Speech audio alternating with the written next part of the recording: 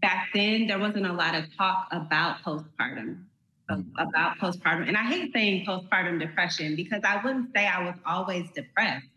I was happy, to be a mom. I was enjoying that, but it was just the weight of it all that really weighed on me. And I felt like I couldn't exactly express myself the way I wanted to because on the outside, everybody's like, oh, well, you're a football wife. You have it made. You have access and privilege and all these things. So I just felt like I had to keep it to myself and just I just had to struggle through it on my own. And unfortunately, that's what I did. And I made it out. But looking back, I realized that was postpartum. That was a postpartum depression. It was a struggle. Welcome to Bailey and Buck Unplugged, where we talk about sports, entertainment, and mental health in support of the Candid Kids Foundation. If you're struggling with mental health, we encourage you to speak up and get help. A great place to start is 988. That's the free crisis prevention lifeline.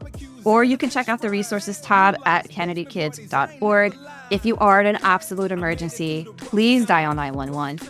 Either way, we want you to know that you are not alone and that you don't have to struggle, and speak up, get help. There are resources available to you, and we are here to support you. If you're new around here, I want to introduce you to our host. I am Misty Buck. I am an author and a mental health and performance coach. And my co-hosts are Robert Bailey. He is the president of Rosenhaus Sports, the president of Candid Kids Foundation. He's a two-time Super Bowl champion, two-time college national champion. He's an NFL record holder, and he's an ESPY winner. And we are also joined by Bailey Brooks Mashburn. She is a celebrity wedding and event planner, a former NFL cheerleader, and the executive director of the Candid Kids Foundation.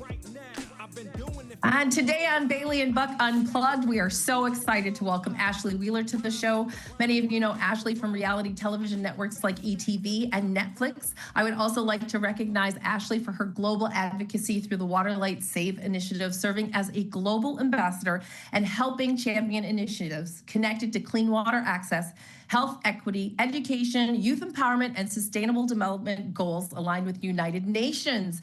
Ashley is also a podcast host, businesswoman, luxury celebrity real estate professional, mom to 2 boys and chickens, we'll get into that later, and the wife of former Miami Dolphin Philip Wheeler.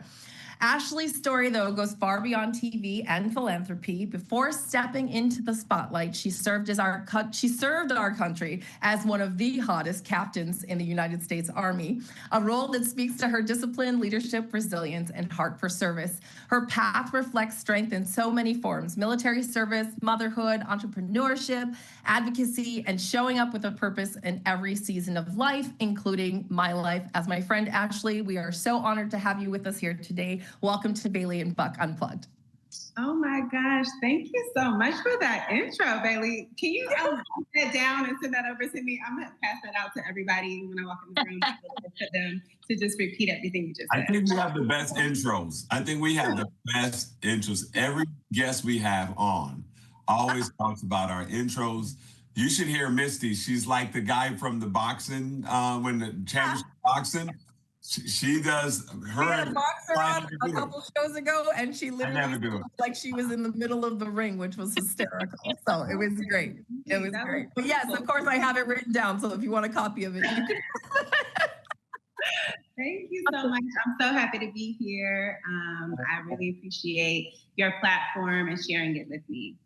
Oh, well, I had to share it with you. And thank you for coming and supporting our Denim and Diamonds event for Candid Kids Foundation. As you know, mental health is very near and dear to our hearts. As you know, Robert lost his dear daughter, Kennedy, in 2022. And so all of this work that we do is to make sure no other family joins this horrendous club that we're all trying to keep everyone else out of. So with that being said, how we start off our podcast most of the time is asking our guests when in their careers or their life they faced their greatest mental health challenges, and what were some of the things that they did to overcome that? Yeah, sure. So I would probably say I didn't know it at the time, but I definitely feel like I went through postpartum. I think I definitely had some depression, but not only depression. I think it was just just a lack of everything, a lack of support, a lack of knowledge, a lack of just in a space of lack. And I really feel like it took a toll on me mentally. And in the time, I just thought that was normal. I thought this is, what having a child is about. My husband, he was playing football at the time. And, I was used to taking care of everything, the home and everything on my own. So I just thought that this was just a part of it. This was just a part of the everyday life of a woman who's home, taking care of the house and everything. And I really feel like back then there wasn't a lot of talk about postpartum. About postpartum. And I hate saying postpartum depression because I wouldn't say I was always depressed.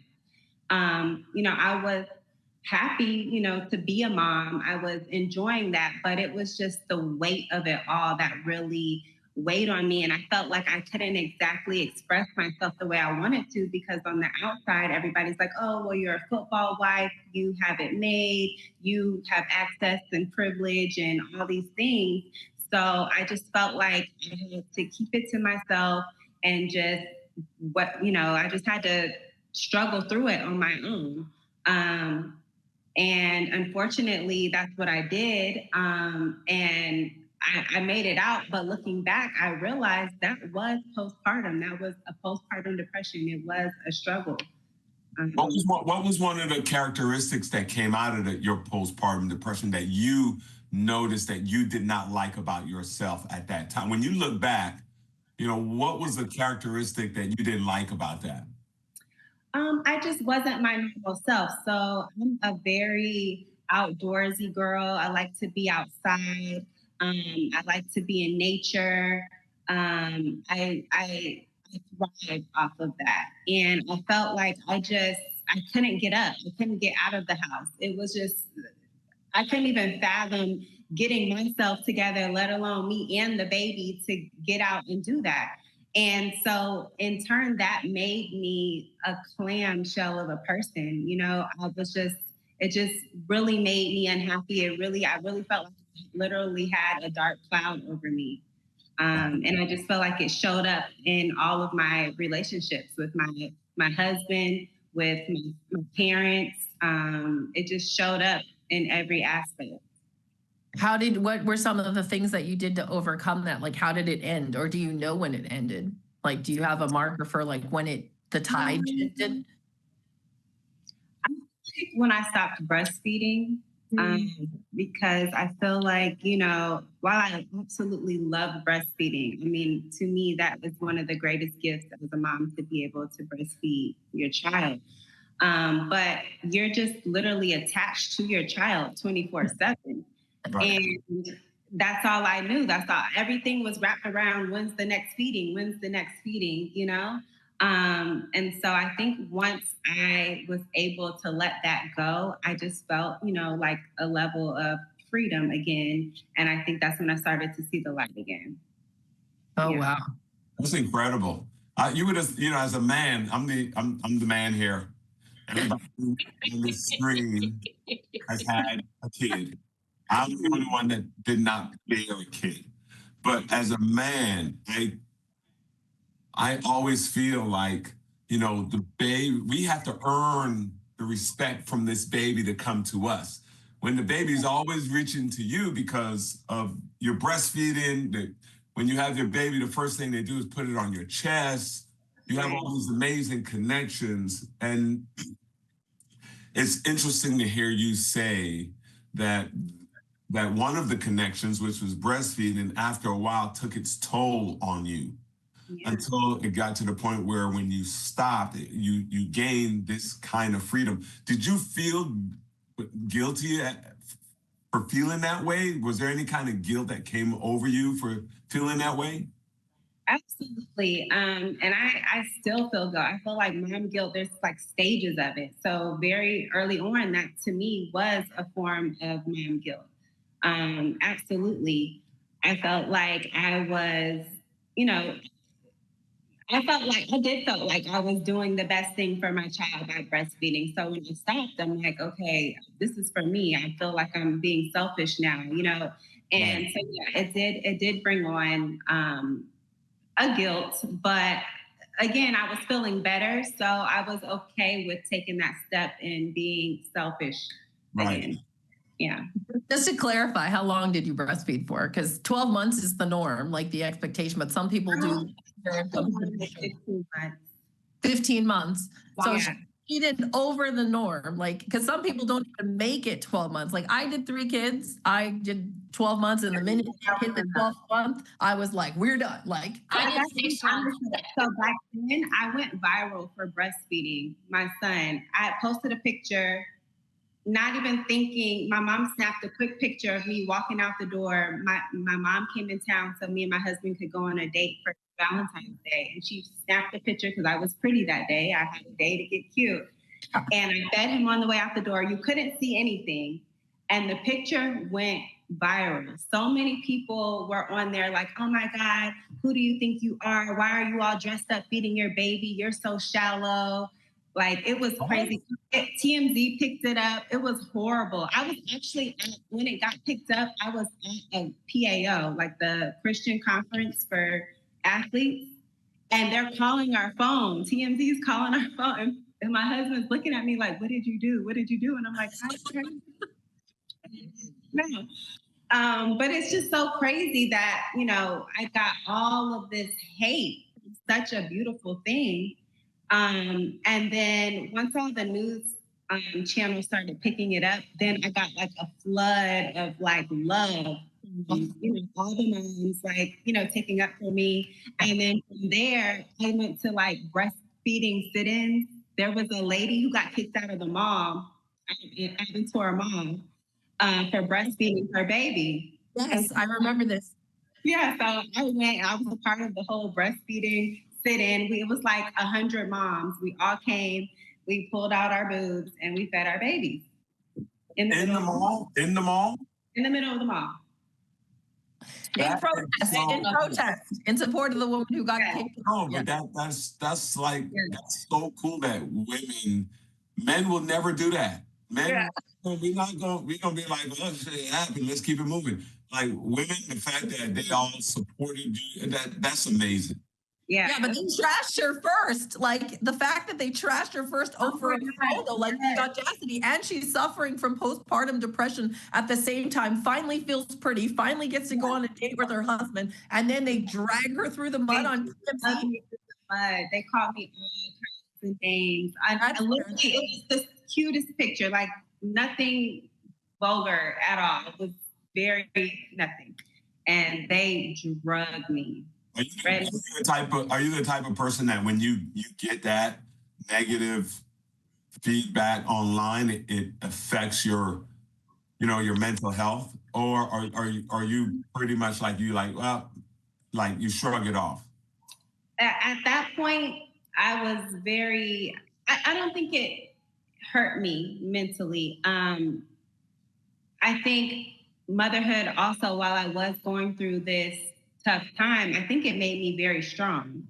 So I still saw it as something very beautiful, no matter what anybody said. So no, I was fighting back. I was going back at it. I was protesting and doing all the things. So it didn't affect me. It made me, I think, stronger, actually. I think it probably helped me mentally to be like, no, like I am a mom. This is what my boobs are here for. Like, I actually think that probably helped me step into my motherhood a little bit more. Oh, wow. Yeah, that's huge. I've never heard that story before, Ashley. I'm like, wait a minute, what? I got all the stories. Yeah, I'm sure you do. So now being a mom, and looking back on it now, by the way, also like we've got to just, she also like when she talked about her outdoorsiness, like literally has chickens. Like every morning this woman is collecting eggs. Yeah. Where? Tell them. So I have a chicken coop. It's in my backyard. I have like 10 chickens. They lay eggs every day. We eat fresh eggs every day. I give away eggs. Girl, stop. No, and she'd be walking around holding them like they look like it's a cat.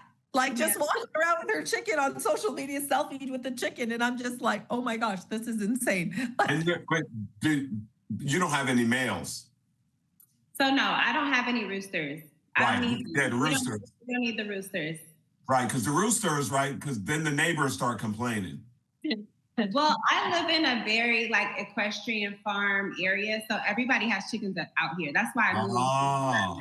Yeah, because I need, like I said, I need grass, I need land, I need.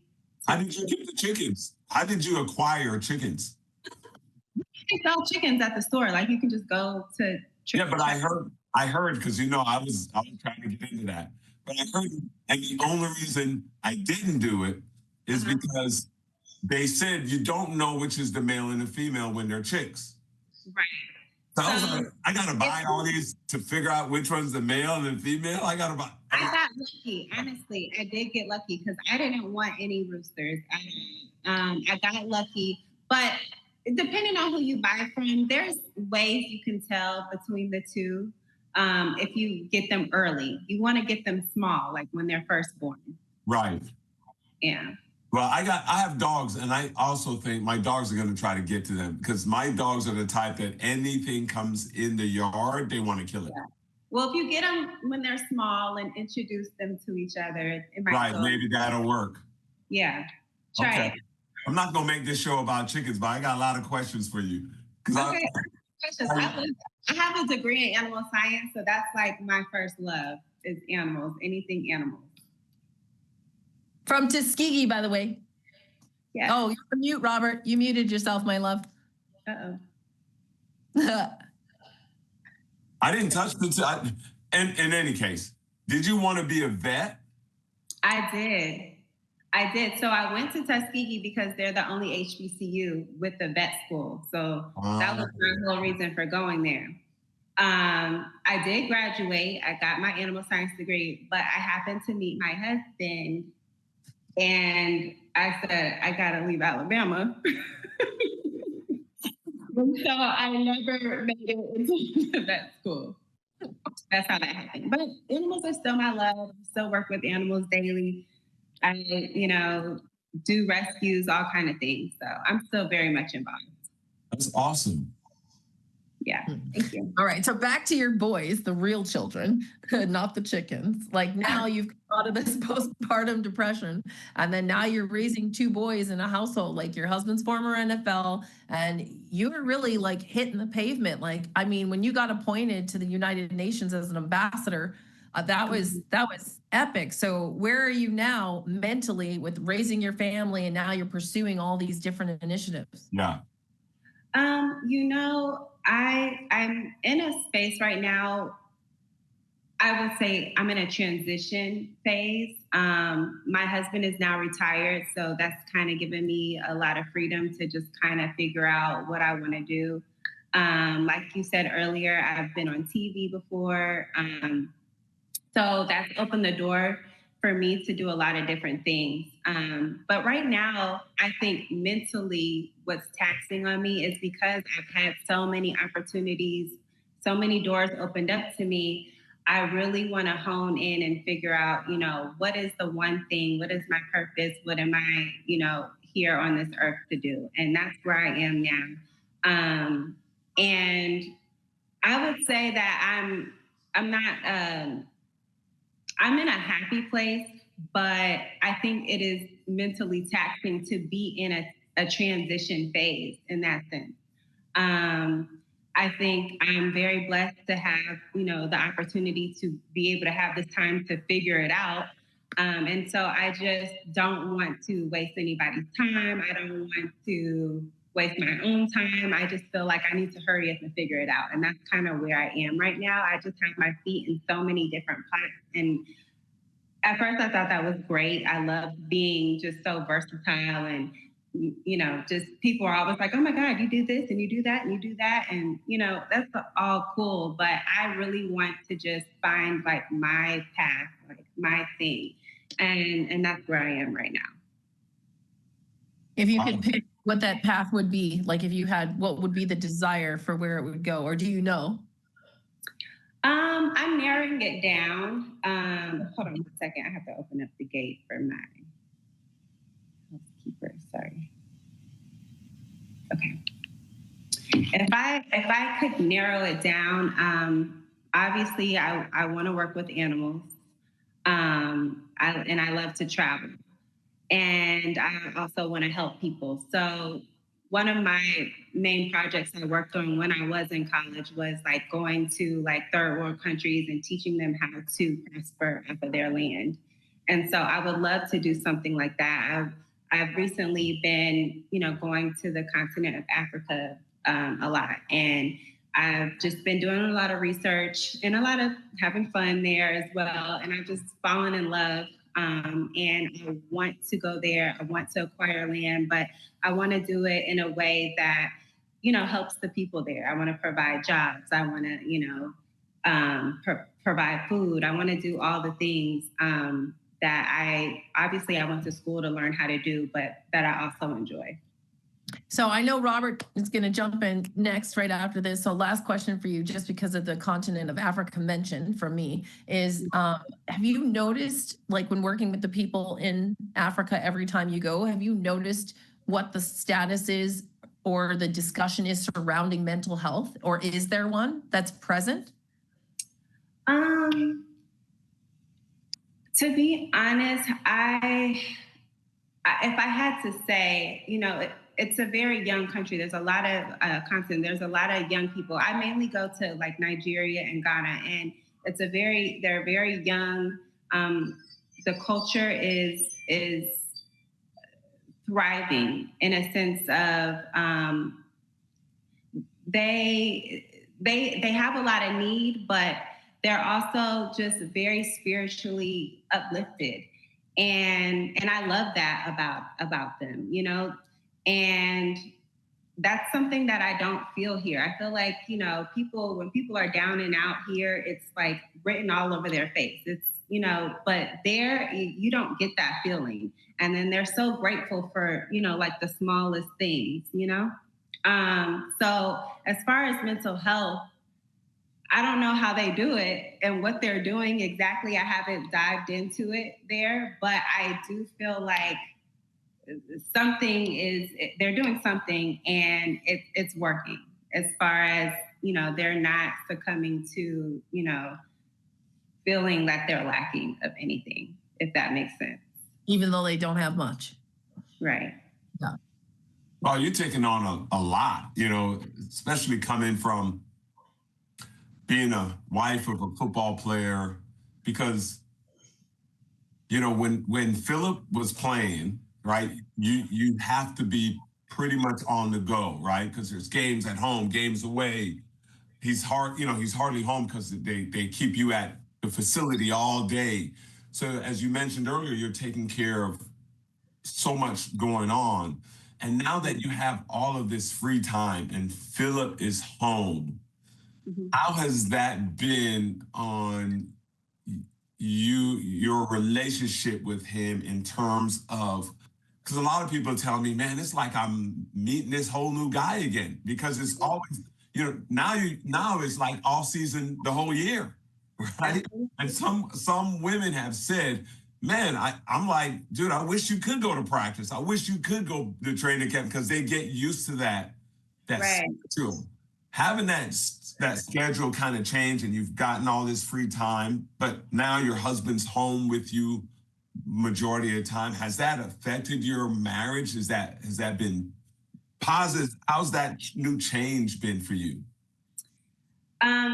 It's definitely been a transition, and I will say everything that I thought before he retired, everything that I thought retirement would be, was totally different. I was afraid going into retirement. I was afraid of him being home and us figuring out that we don't really like each other like that. Right, because you're with each other every day at this point, after retirement.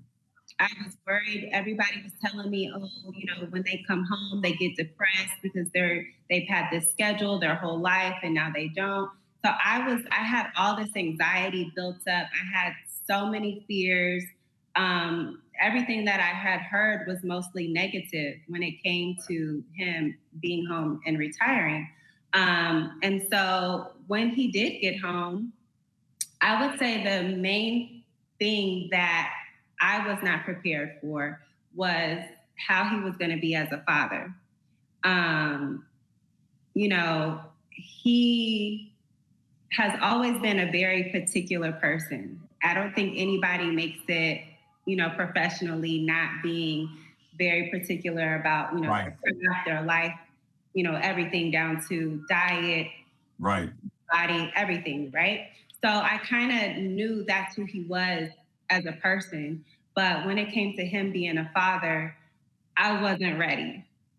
So, as a mom holding it down, I had my routines, I had everything, how we were doing everything. He came home and completely took over everything. And I was not ready for that. So we bumped heads. Of course, every family, I'm telling you, Bailey, every player that I know that I'm friends with, when they retire and they're home now 24/7, they end up at some point going through some sort of transition with their wife where they actually bump heads. And some of them have gone and got therapy. Some of them don't make it, because it's a lot of fun when you're playing in the NFL and you're traveling on, and all of a sudden it ends and you're home all the time. Sometimes that's a lot on the wife.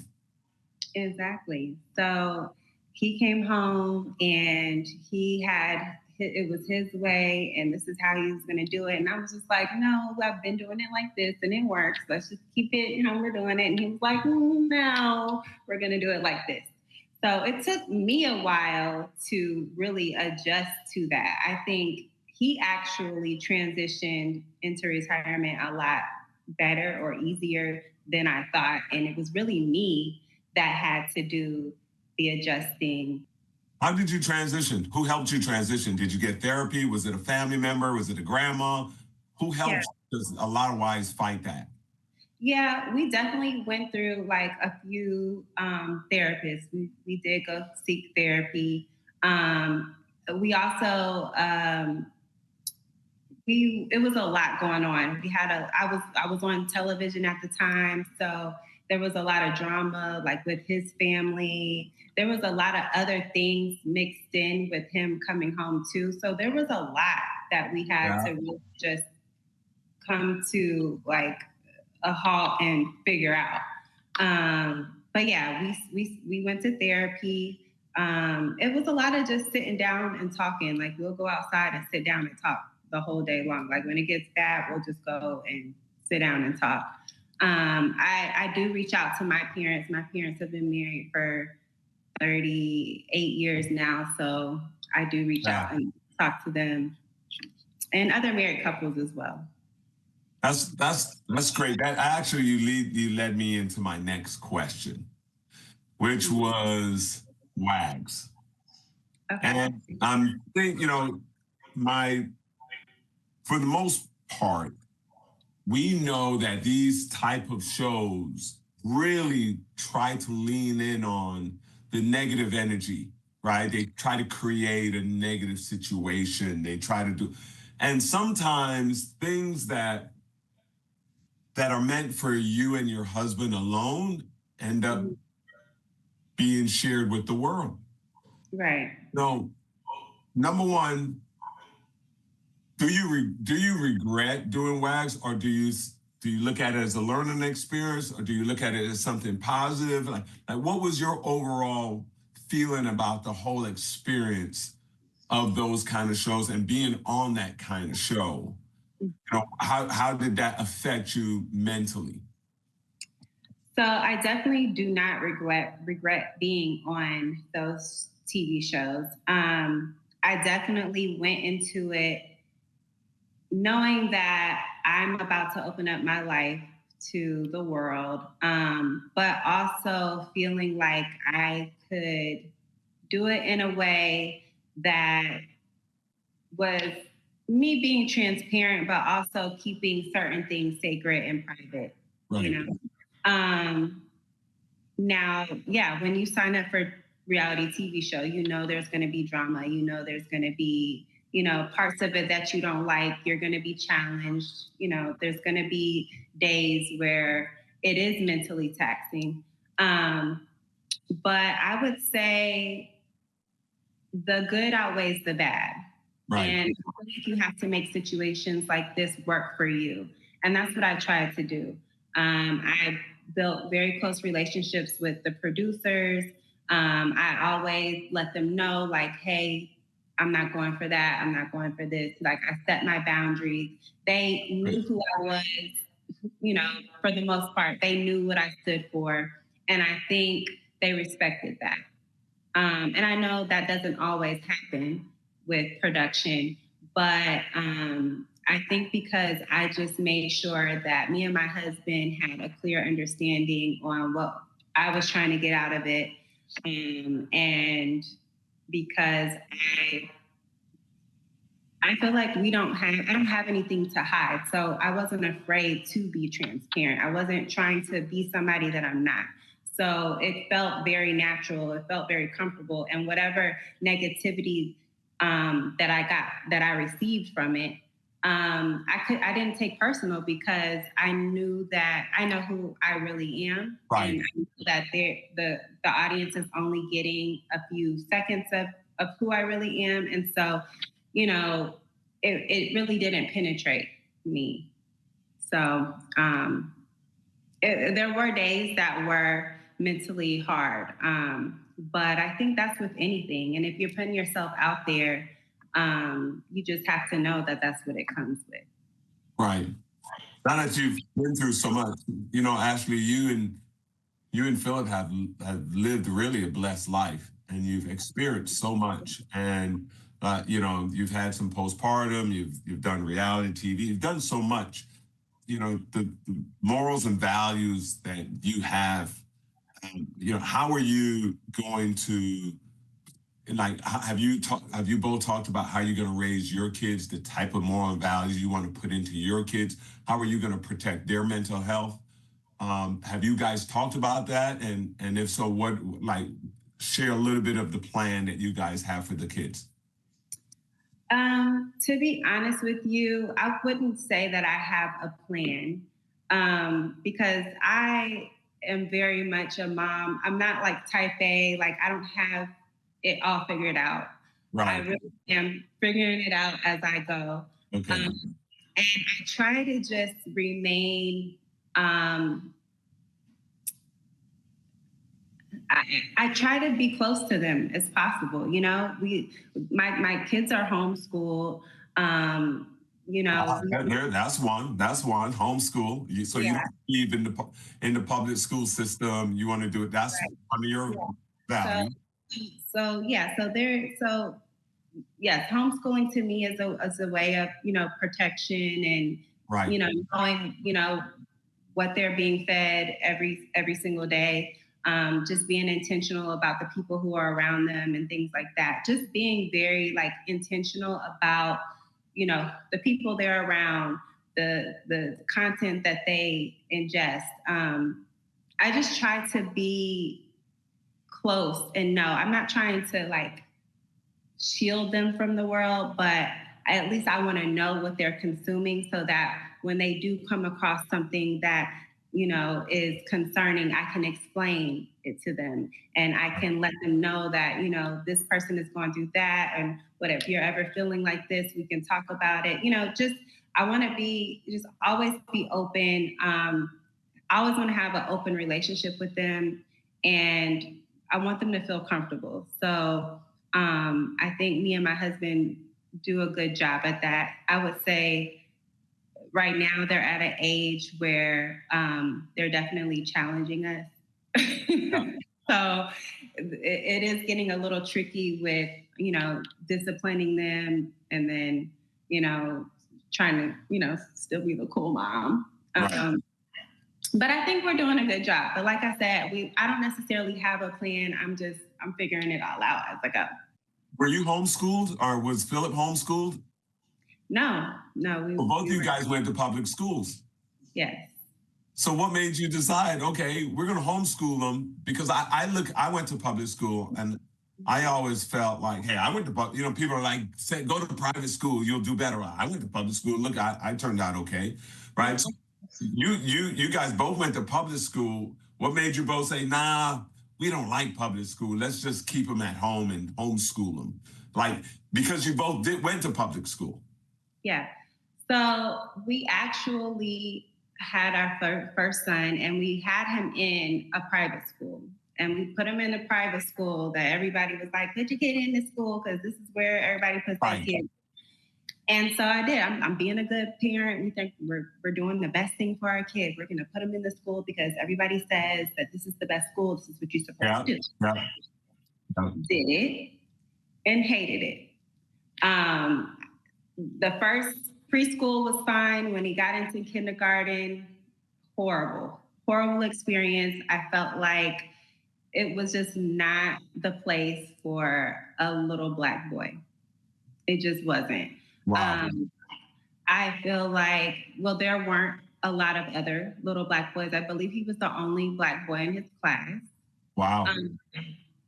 And the second week of school, the teacher was already calling us complaining. And when she called us in for a parent-teacher conference. She sat us down, and I'm thinking it must be really bad because it's only the second week of school. What grade is this? Kindergarten. He's 5. He's 5. He's 5. Wow. He's 5 years old. And so I'm thinking, oh my God, like he must have really messed up because this is bad. So she starts off and she's like, I can't take it from him. He's the brightest kid in the class. Anytime I need the conversation to go a certain place, I always call on him first. He's so bright. He always finishes work first, blah, blah, blah, blah. I'm like, okay, what's the problem? She says, well, he just won't sit still. And I said, okay, what's the problem? And she's like, that's the problem. And I'm like, well, he's 5, and this is the second week of school, and he may not be used to your classroom setting yet, and he's 5, and he's a boy. This is like normal. I'm like, this is normal, right? And she's like, well, there's a certain way that we have to be in class and blah, blah, blah. And I'm like, okay, but that can't be like why you brought me here. Mm-hmm. And so she's like, yeah, that's why I brought you. And I'm like, okay, well, I don't know what you want me to do because that's normal behavior. At my home, I'm not going to discipline him or whatever because he can't sit still, because to me, that's the normal behavior for a little 5-year-old boy. Right. And so she basically was making it out to be like a behavioral problem. And then from there on, she tried to get us to sign a paper, and we were like, I'm not going to sign a paper that makes it seem like this is a problem. Right. You know what I mean? Like, we're not going to start off. And that for me was probably when I realized the whole, like, you have to advocate for your child. Yeah. Because I felt like me signing that paper was like co-signing that I thought that this was an issue. And you agree with them. Exactly. And so that was the beginning of it all. And after that, they just continued to send him to the principal's office. And they would always preface it with, he's finished all his work, he's very smart, he's this, he's that, but kept sending him to the principal's office. And it got to the point where even all the other kids and the students and other students in the class would blame him for anything. Anything could happen in the classroom, and then they would blame it on him, and he would get sent to the principal's office. And they made it seem like it really was like a behavioral problem. And I would pick him up from school crying every day. It was breaking his spirit.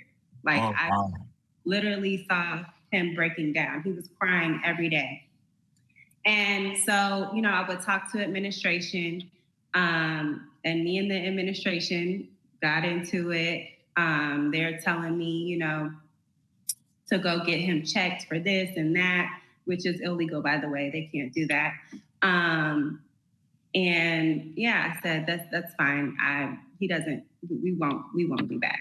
So then COVID happened, and it kind of forced me into looking for a different school setting and situation. So I didn't know whether I was going to change schools or what I was going to do. I just knew he couldn't go back there. And then I had spoken to another mom who homeschooled her children, and her children were amazing. Like they played a few instruments and they were very bright students. And so I said, you know what, let me just talk to a teacher and see, because I don't know anything about homeschooling. Like most people don't. There's not a lot of information out there about homeschooling. So I had a teacher come over. I interviewed her, and I don't know how to interview a teacher. I'm like young. This is my first kid. I'm like, so, like, what's your curriculum? I didn't know what to ask her, Right. but she was brilliant. She explained everything, and it sounded amazing. I said, okay, so let's do it. Right. And that's literally how it got started. I just was like, I can't send my kid back to that school. We don't know what's going on with COVID. Florida and their government and politics is crazy anyway, and these curriculums are crazy. I don't feel comfortable. So let me just keep him home. And, everybody was like, what do you mean you're going to homeschool your kid? I was getting a lot of like questions. Of course, I got old school parents. They're like, what you mean? Right. Go to school. That baby need to go to school. Right. So there was a lot of, just pushback. Yeah. But it ended up being the best decision we've ever made for our children. It's been a blessing. We're so blessed. We're privileged to be able to do it. And it's literally been amazing, an amazing experience. And if I could share with the world about how great homeschooling is, I would. You're a big advocate for homeschooling. Absolutely. I can tell you there's no way I would have been homeschooled. I couldn't wait to go to school when I was young. Yeah. I wanted to be with my friends. That's how, but to each their own. I know a lot of friends that homeschool their kids, and their kids are, actually doing exceptionally well in society. And, I always felt like being homeschooled, you wouldn't pick up the social skills, but I was wrong. Yeah. Yeah, a lot of people think that. And a lot of people, the first thing people say to me is, well, how do your kids socialize? Right. And I say, well, honestly, I don't want my kids learning their social skills from them badass kids at the school. I hear the stories. Like my mom is an educator and she teaches middle school, and I hear the stories and I'm like, actually, I don't want them to learn those social skills. That's not the setting that I want them in. Like, I know all the kids that my children are around. I know who their parents are. I know the kind of conversations they're having. It's a more controlled environment. And not that I'm trying to be controlling, but at this young age and with all the things going on in the world, I feel a lot more comfortable just knowing that they're in spaces that I know are safe at the end of the day. Right. You're also protecting their mental health. Absolutely. Is that something that you talk to them about, their mental health? Do you talk to them about their emotions? Yeah. So I say with my youngest, that was like one of the main things I think really was probably the root issue when he was at that private school. And we did get him a therapist. So he was homeschooled. We were done with the school, but we're still gonna, maybe there is a problem that we need to look into. So he spoke with the therapist every week from home. He would have a telehealth therapist, and he spoke with them every week. And he did that for probably about 8 months. So smart. Yeah. So, and again, I didn't know what I was doing. Like, I'm just like, I think this is probably something I should do. And I don't know what exactly to talk to him about, especially because he's a little boy. He doesn't understand his emotions, and I don't hardly understand his emotions. And, so I just felt like I did need to reach out to a professional to see if there was something or, whatever it is. So we did do that. That's awesome. That's awesome. Misty, how do you feel about, I know you're a big advocate for therapy, no matter what age. And your child, how old was your child when he started doing therapy? So he was probably 6. Yeah. Mhm. My son has been doing therapy on and off, but to be honest with you, I wish he could do therapy for the rest of his life. I wish all of them could do therapy because every year there's something new. Yeah. You know, there's the social media, there's the new friends, then there's going from high school to college, and then you know, you just Yeah. want to protect them because so many other people in this world that they know and don't know have the ability to touch them. Right. And so that is something that we're concerned. Maybe I'm glad you said that. Maybe I will consider putting him back in therapy because we do want to transition him back into school because he plays sports. So Right. we're considering him going back maybe in the next 2 years. So I probably should look into getting him somebody to talk with during that transition, or maybe even leading up to it. Yeah. Misty, what are your thoughts? Well, first of all, I have a 2-year-old son. So I'm so close to that postpartum phase, the breastfeeding, the hormones, all of it. And that's period that they say after you give birth, 6 weeks and you're normal is total BS. They're Right. crazy. So I was like, okay, 6 weeks. No. It was like, honestly, I just started feeling like myself again. And it's like, you go through that period of like, as soon as you're pregnant, your body belongs to somebody else. When you're breastfeeding, your body still belongs to somebody else, right? So it's like this whole transition and you have the hormones and all these things. So I'm like, kind of like ding, ding, ding, like going off about all of this that you're talking about. And because it's so fresh in my mind. And because I have a 2-year-old, and now I'm like, I've been thinking, okay, considering his education options and all that kind of stuff. So I'm just like, I have been pretty quiet because I'm just like, well, hanging on every word, like, let me soak this up and learn because there's so much here, as a boy mom. And I think, honestly, if we all are parents, if we're all really honest with ourselves, 90% of the time or more, we're winging it. Yeah. I mean, honestly. So I don't care if you're type A, listen, I'm not controlling my 2-year-old as much as I want to, right? So I'm with you on all of that. And I want to appreciate everything that you said. And we haven't had some of these conversations on this show before. So thank you so very much for bringing all that up. And being a mom, I'm wondering, you talked about being really big about the outdoors. You talked about looking at your purpose and this transition that you're personally in. What are you doing for yourself to protect your self-care, your mental health and wellness while you're still, with the homeschool and the this and the that and your transition and the chickens? Like, where do you fit in there with your mental wellness? Yeah, so all of that was my self-care. So my chickens, they are my self-care. That was very much, I woke up one day and I said, Phil, I'm about to go get my chickens because I have been talking about them for a while. But literally, I go outside with them and it's therapy. It's very therapeutic. Just going outside, just the little tedious things of, cleaning up after them and collecting the eggs and feeding them and all of that stuff is very much self-care and for my mental health. Yeah.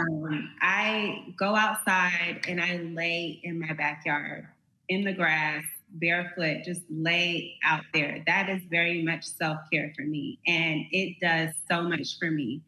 Very recently, I started walking every evening. I walk 4 miles and I absolutely love it. Just being outside, that is my mental health. That is my self-care. And I think my family knows that. When I'm outside, like if they can't find me, they know I'm out there. So yeah, those are just the little easy things that I can do for myself. And what do you do at 4:30 in the morning? 4:30 in the morning, I'm at the gym. Every morning, I'm at the gym. Every morning, 4:30 in the morning, she's at the gym. 4:30, but why 4:30? Is it because you need to get that done before you start taking care of the kids? Necessarily. We have a very flexible schedule. But I don't know, maybe it's like the prior military in me. It might just, it's quiet. I don't know. It's just in me. I really don't know. It just feels good to get up early and do it. And my husband, he gets up at 3:30, so he goes before me. And so, What time do you guys go to bed?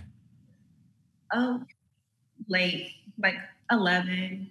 You guys getting like 4 hours sleep? Do you have one of these things? I mean, that thing must be going crazy. It's like you're not getting anywhere close to enough sleep with 4 hours.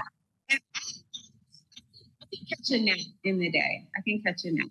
A good cat nap, 30-minute, 45-minute.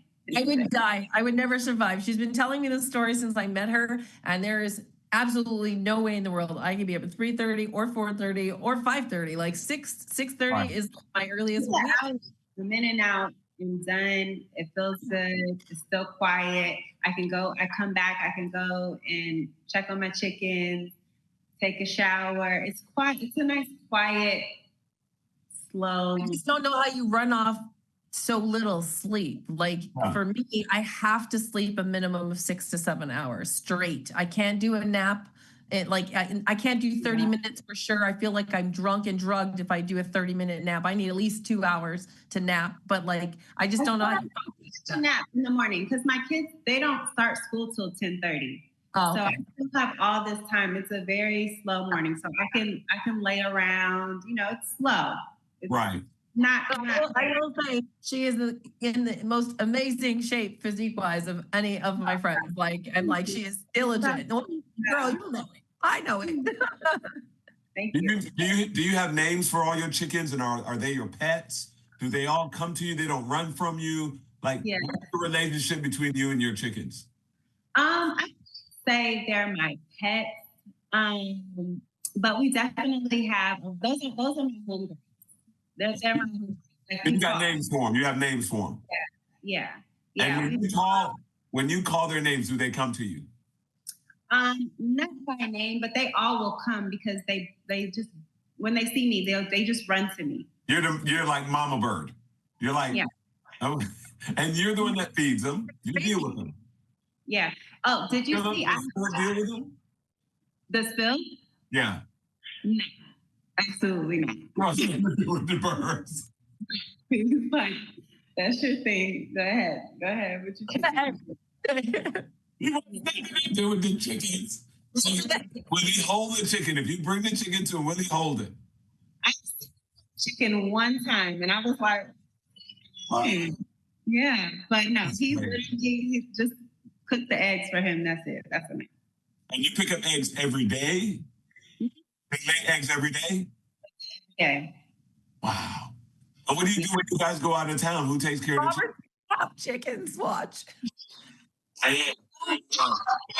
Because I'm getting educated. Who takes care of the chickens? Come and they can just collect the eggs. Wow. But they're free. Yeah. Yeah, they're happy to come collect free eggs. Just the eggs, that's it. Anytime somebody comes to my house, I bring them eggs. Anytime I have like an appointment or something, I bring them eggs. The egg, I'm the egg lady. The egg lady. Ashley's the egg lady. Baby, did you see my post today? What I posted? No, not yet. Okay. I've been busy dealing with car people issues all day today, so I barely made it in. Do you know who Fred is? Fred, the chicken? Fred, the iguana. Oh, no. Okay. You got an iguana that eats the eggs? No, there's a big iguana that lives in my backyard. There's like 1 million iguanas that live in my backyard, but Fred is the biggest one. He's like the king of the jungle. And you call him Fred. You gave him the name Fred. Yeah, I gave him the name Fred. He's been there for years, but now he like comes to me, so I feed him. What? Yeah, go look on my page. I posted it today. So he's no longer afraid of you. No. But he was at one point. I would say he would be around, but now he's definitely very comfortable. Like he literally comes to me to get food. And you just throw him the food. You don't feed him out of your hand. I feed him out of my hand. Yeah. Holy cow. Big. You are the animal lady. Yeah. Oh, look at him. He doesn't, wait a second. He doesn't, how do you protect the chickens and the eggs from these, what do you call them? Predators. The predators. To be honest, they don't bother. They don't bother the chickens, and the eggs are up in the box. Yeah. But the chickens don't come out. The chickens don't come out of the coop. The chickens are out. Sometimes they're all over. So the hawk birds don't try to get them? No. I was worried about that at first. So when I first got my chicken coop, I did keep them locked up in the coop because I was worried. So, but when I would go outside, I would let them out, but I would put them back in. And then after a while, I was like, let me just see. And it was fine. We haven't had any issues. Really, I was worried about the cats because we have a lot of cats. They feed the cats in my neighborhood. So there's a lot of cats. So I thought none of the cats got to your chickens. How many of you had the chickens? I got a buddy who has a bunch of chickens, and this one hawk ate half of his chickens to the point where the chickens don't like to go out. They go out, but they come right back in. And this hawk comes at a certain time of the day, looking in his backyard, waiting for chickens. So you better be careful. And let me know. Trees maybe that keeps them away. I don't know, but or maybe because I'm outside all the time. Right. I don't know. But any problems, and hopefully we don't. But there is a lot of wildlife here. There's a lot of like raccoons and cats, coyotes, all of that, and we haven't had any issues. Good. I'm impressed. You're our first mentally healthy guest because of chickens. Because of the chicken, I'm telling you, it's so therapeutic just watching them peck around, just being still and watching them do their thing. It is therapeutic. I know it sounds weird, but no, I don't think it's not weird. I think then being in nature is very therapeutic. I do the same thing, and I go and I lie down in my grass in my yard. I don't care what I look like or what it looks like, because to me, I feel like I'm getting a hug from Mother Nature, and it's like resetting my nervous system and the whole thing. And I love I don't have chickens, but I love watching nature in progress because every single, even if it's a blade of grass, right? I'm going to get super hippie right now, but it's like in the moment, right? It's just like nature is doing its thing. Whereas like we're always in our heads and we overthink and we're this and we're that, but nature's peaceful. It's in the moment. It's just going with the flow and doing, what it's allowed to do. And it doesn't matter what's going on inside of our lives or our computers or our phones or whatever. Nature's still doing its thing, right? So at least that's how I look at it. So I don't think it's weird at all. I would observe chickens too if I had. Yeah, we may all end up with chickens before the end of the year. Yeah, we're all gonna have chickens. Yeah. You make it sound so easy. It is easy. I tell anybody can have chickens. It is very easy. It really is. There's nothing to it. Well, we got to talk because I want some chickens. Oh, yes, I can bring it to you. All right. I need to have the coop. I need the chickens. I got you. Showing exactly where I need them to go. I'm going to bring you in touch with his fiance, Daniela, first. Yeah. I'm going to introduce. We're not trying to break up a happy home over there. Got to introduce them to the dogs so that the dogs don't attack them. Yeah. And the dogs end up being best buddies and protect them. The dogs, they should protect them. It's great to have dogs. Yeah. Absolutely. You can do it. Anybody can do it. And it's therapeutic, and you get fresh, healthy eggs. Like, that part. That part. Why not? Definitely that part. Well, Ashley, we want to be respectful of your time. We're coming up on an hour already of this conversation, which is super hard to believe. But, we always ask our guests to wrap up. What are the top things that they do for their mental health and wellness? I think you've shared so much of that already. Is there anything that you haven't shared, or maybe any closing messages about mental health and wellness that you'd like to share with our listeners? I think I just want to say that platforms like this are amazing. Bailey, thank you so much for having me on. I know that, anytime we can talk about mental health is always a blessing. I know it's going to touch somebody who needs to hear it. And however I can help spread the word, keep the conversation going, I would love to do it. Whatever I can do. I want to come to all the Kennedy runs and all that coming up. I want to be a part of it. So please call on me to serve in any way that I can. But thank you so much for having me. This is an important conversation, and I do want to keep it going. So please keep me in mind. Thanks, Ash. Well, definitely come join us. We would love to have you. We would love to walk and talk some more in the sun at some of our events. So for sure, come on out and join us. Definitely. Well, as we close out, we want to remind everybody, if you are struggling, please dial 988. That is the free crisis prevention suicide line, completely confidential. And also, if you're in an absolute emergency, please dial 911. And if you're looking for more resources or you want to support the cause, please visit candidkids.org. Ashley, before we let you go, can you please share with everyone how they can find you if they want to connect with you, learn more about iguanas and lizards and all the animal science things? Yeah, you can find me on Instagram, hanging out with my chickens and my iguanas at Ashley Nicole. Thank you. All right, I'm gonna go follow you right now because I'm invested in this story now. So I think we all are. Yes. So thank you again for your time, and we hope to have you back soon and see you at some of our events. All right, thank y'all so much. Thanks, Ashley. Hey. Thank you. Great job.